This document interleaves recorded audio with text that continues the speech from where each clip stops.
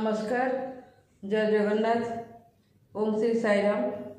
मु कुसुम मंजरी दास, अध्यक्षा कुसुम टीवी। कुसुम मनर कथार ए अध्याय को आपण मानक स्वागत। विगत अध्याय रे मु आपण सहित शेयर करथिली मोर सोशल वर्कर लाइफ ताकू नहीं अनेक घात प्रतिघात भितर भी मु आगे नहीं साई कुसुम चैरिटेबल ट्रस्ट को। साई कुसुम चैरिटेबल ट्रस्ट आ कुसुम टीवी यही परिवार भितर मु निजको एते हजाई देइथिली जे जेते झड़झंझा आसिले भी ताको सामना करने को समस्ते मते साहस बुद्धि देइथिले, जहाँकि मोर जीवनर गतिपथ बेले बेले असुविधा थिले मध्य से सुधुरी जाई एबे मु मोर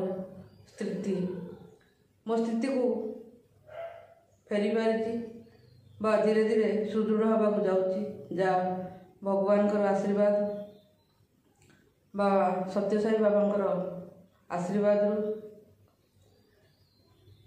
अनेक लोक मो सहित जड़ित होइछन्ति, अनेक कूटचक्र भी करिछन्ति, किंतु मु मो लक्ष्य रे स्थिर।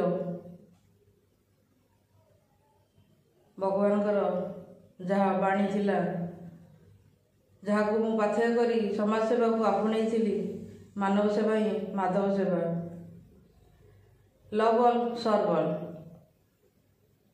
सत्यसाई परिवार मोर जन्म, सत्यसाई परिवार को नहीं विस्तृत समाज सेवा को मु आपणई।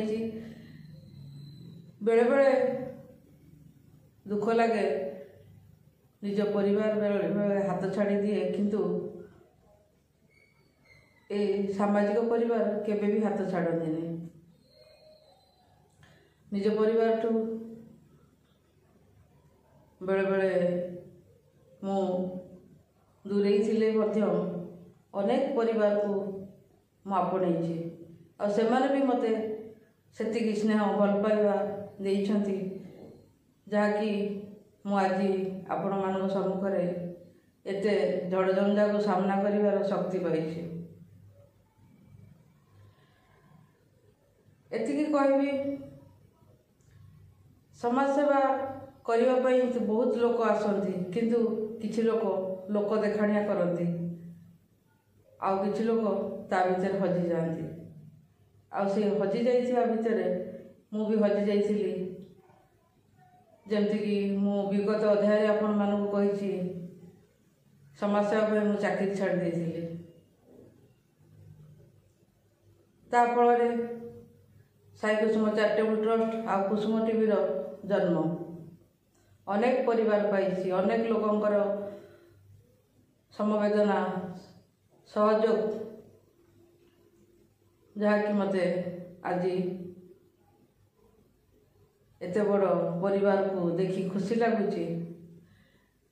दीपक भाई मेडिकल प्रॉब्लम बेले आमे विभिन्न मेडिकल बुलिला बेले हुए तो परिवार लोक आम पाखे संपूर्ण मात्रा रे सहयोग करि पार नथिले, किंतु किछि सोशल वर्कर भाई भौणी माने बहुत साहाय्य करथिले। अंतररू धन्यवाद देवी से मानकु।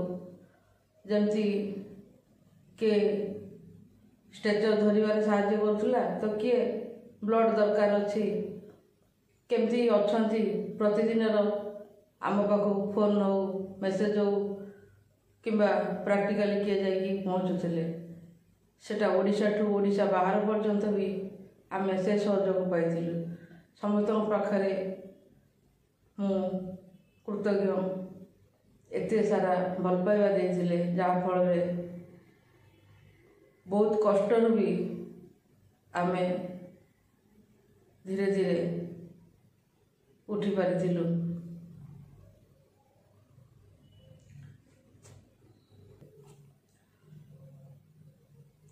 अनेक परिवार सहित ମୁଁ ଜଡ଼ିତ ଥିଲି ଆଉ ଏବେ ବି ଅଛି। ଗୋଟେ ଛୋଟ ଅନୁଭୂତି ଆପଣମାନଙ୍କ ସହିତ ସେୟାର କରିବି। ଯେତେବେଳେ ପ୍ରଶାନ୍ତିର ସୁପର ହସ୍ପିଟାଲରେ ମୁଁ ଡ୍ୟୁଟି କରୁଥାଏ, ଜଣେ ବୟସ୍କ ଲୋକ ମୋ ସଂସ୍ପର୍ଶରେ ଆସିଥିଲେ। ନବରଙ୍ଗପୁରରେ ମଉସା କେ ଶଙ୍କର ରାଓ। ଆଉ ମୁଁ ତାଙ୍କ ସହିତ ଏତେ ଜଡ଼ିତ ଥିଲି ଯେ କି ସେ ମୋତେ ଝିଅ କରିଦେଇଥିଲେ। ସେଠୁ ଆସିଲା ପରେ ଆମର ଯୋଗାଯୋଗ ଅଛି, କଣ୍ଟାକ୍ଟ ବି ଅଛି। ଆଜି ବି ସେ ରାତି ପାଇଲେ ସକାଳୁ ଉଠିକି ସାଇରାମ ଝିଅ ବୋଲି ମୋତେ ମେସେଜ ଦିଅନ୍ତି। କିନ୍ତୁ ଗୋଟେ ଦିନ ମଉସା କାନ୍ଦିକି କହିଲେ, ସେୟାର କରିବା କଥା ନୁହଁ, କିନ୍ତୁ ମୁଁ ଆପଣମାନଙ୍କୁ କହୁଛି ଏଇଥିପାଇଁ ଯେ ସମାଜରେ ଏମିତି ବହୁତ ଘଟୁଛି। ତାଙ୍କର ମାଉସୀ ଚାଲିଗଲା ପରେ ପାରିବାରିକ ଯନ୍ତ୍ରଣା ଭିତରେ ସେ ଜଡ଼ିତ ଥିଲେ, କିନ୍ତୁ ସେଠି ମୁଁ ତାଙ୍କର କେହି ନଥିଲି।